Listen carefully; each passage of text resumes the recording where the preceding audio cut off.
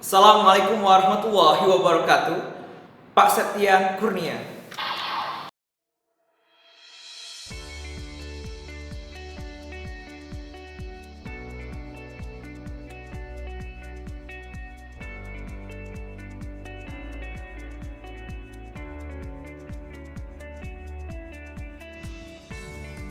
Assalamualaikum warahmatullahi wabarakatuh. Alhamdulillahirrabbilalamin. Salatu wassalamu ala asrofil anbiya'i wal mursalin wa ala alihi washabbihi ajmain. Amma ba'd. Alhamdulillah, Ananda, hari ini kita berjumpa lagi di hari Senin ya, pada mata pelajaran sosiologi. Nah, hari ini kita akan membahas ya tentang strategi pemberdayaan komunitas. Kalau sebelumnya kita kemarin belajar tentang kearifan lokal dan komunitas sosial, sekarang kita akan belajar bagaimana strategi dalam pemberdayaan komunitas tersebut. Oke, kata-kata mutiara hari ini adalah jangan pernah berpikir gagal terlebih dahulu sebelum mencoba. Usahakan yang terbaik dengan terus belajar dan berdoa. Terus berpikir kamu bisa, maka kamu akan bisa. Ya. Oke. Selanjutnya, let us pray together. Pray start.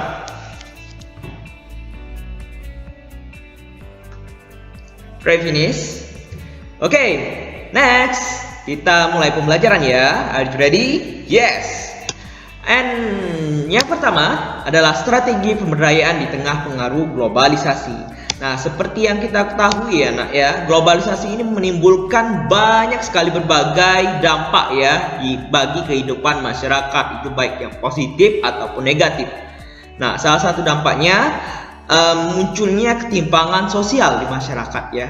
Nah, jadi ketimpangan sosial ini masuk dalam kategori dampak negatif dari globalisasi, dampak yang buruk ya. Kalau ketimpangan sosial itu pembangunan yang tidak merata, masyarakatnya tingkat ekonominya jauh, ada yang kaya, ada yang miskin ya, seperti itu. And next, nah jadi melalui upaya apa supaya permasalahan tersebut dapat ditanggulangi? Salah satu caranya adalah dengan pemberdayaan masyarakat ya. Nah, diharapkan dengan pemberdayaan masyarakat ini diharapkan masyarakat dapat tumbuh dengan kemandirian ya, kemudian berani untuk menghadapi setiap tantangan, kemudian dampak atau peluang yang muncul di tengah-tengah globalisasi. Nah, jadi mereka tuh berani, kemudian mandiri juga dalam menghadapi tantangan di era globalisasi ini ya. And next, salah satunya pemberdayaan masyarakat tadi. And next, aktornya. Nah, jadi harus ada aktor pemberdayaan dalam komunitas ini. Salah satunya ada 3 komponen aktornya. Ibarat tuh yang memotori ataupun pecongnya kalau orang Palembang ya. Yang pertama itu harus adanya dari kehadiran dari pemerintah ya. Nah, jadi kehadiran pemerintah di sini diharapkan dapat memberikan dampak yang positif bagi masyarakat. Salah satu kebijakan pemerintah yaitu PNPM Mandiri ataupun Program Nasional Pemberdayaan Masyarakat. Nah, ini ya salah satu contohnya. Jadi di sini pemerintah mewadahi ataupun memfasilitasi suatu program nasional untuk pemberdayaan masyarakat tadi. Kemudian yang swasta ada itu yang namanya Lembaga Swadaya Masyarakat ataupun LSM. Nah, kalau sering dengar yang namanya lembaga LSM, nah berarti itu salah satu lembaga yang memberdayakan masyarakat ya, supaya dia mandiri dan siap menghadapi tantangan di era globalisasi. Dan terakhir itu adalah PKK ya. Kalau kalian sering lihat ibu-ibu kalian itu diajak untuk mengelola suatu kerajinan tangan ataupun kerajinan lain yang bernilai ekonomi. Nah, itu yang hadir itu adalah dari masyarakat itu sendiri. Namanya pemberdayaan kesejahteraan keluarga ataupun PKK ya. Nah, salah satunya ini ya, pembinaan ibu-ibu PKK berupa kerajinan mengolah menjadi souvenir lidi ya, menjadi souvenir. Nah, ini dilakukan di Desa Pangkatan ya. 2018 tahun yang lalu. 2018 tahun 2018 ya, maaf maksud saya. And next itu selanjutnya adalah strategi pelaksanaan pemberdayaan komunitas. Yang pertama, mempertimbangkan potensi masyarakat dulu. Nah, jadi harus ada strategi nih sebelum kita mau namanya action ya. Jadi kalau ibarat kita mau perang, kita harus ada siap plannya ataupun rencananya. Kita pertimbangkan dulu potensi masyarakatnya itu apa nih yang bisa dihidupkan dan diberdayakan di sana. Kemudian memberikan pendampingan secara berkelompok, kemudian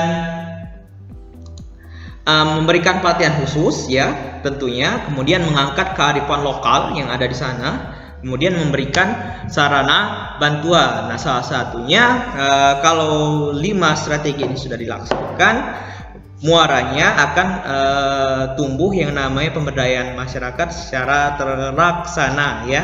Ini pemanfaatan pekarangan cegah krisis pangan di tengah pandemi.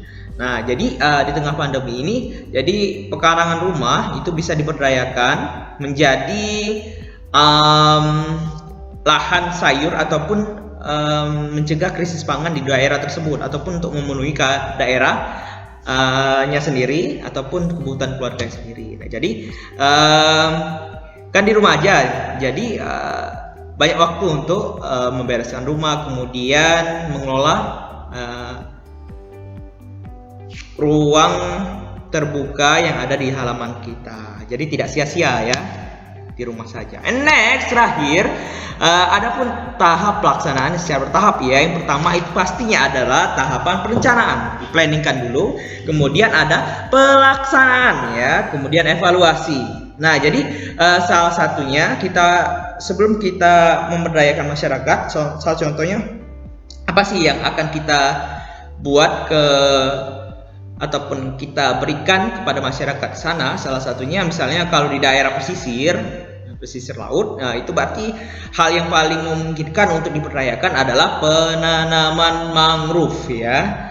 Nah, jadi selain mencegah bahaya dari pantai, kemudian erosi dan lain-lain sebagainya, masyarakat juga dapat memanfaatkan mangrove tersebut. Nah, salah satunya bisa menjadi kawasan hutan mangrove ya. Di sini juga bisa orang-orang jualan di sekitar sini. Kemudian di kawasan hutan mangrove ini juga bisa dijadikan tempat bekerja bagi orang-orang sekitar ya. Dan terakhir, pasti tentunya setelah ada perencanaan, pelaksanaan, pasti akan namanya adanya hasil ya.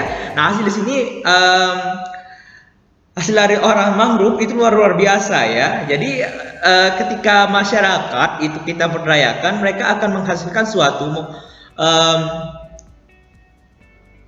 suatu hasil karya yang mengagumkan bagi Indonesia ataupun untuk kebutuhan mereka sendiri ya. Salah satunya mangrove ini bermanfaat, bisa dijadikan kopi mangrove, sabun cair mangrove, batik mangrove ya, keripik mangrove, dan sirup mangrove ya. Masya Allah ya. Jadi banyak sekali yang bisa dimanfaatkan dari mangrove tersebut ketika kita melakukan edukasi kepada masyarakat, kemudian melakukan hal-hal yang luar biasa. Salah satunya mendampingi mereka dalam mengelola kebutuhan ataupun potensi dari wilayah mereka ya, luar biasa ya. Oke, sampai situ saja ya nak ya. Cukup kita tutup.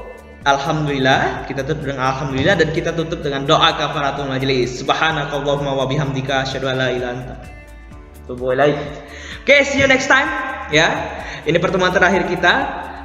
Sampai jumpa next semester. Jangan lupa belajar untuk pas 1 ya, penilaian semester 1. See you next time. Wassalamualaikum warahmatullahi wabarakatuh.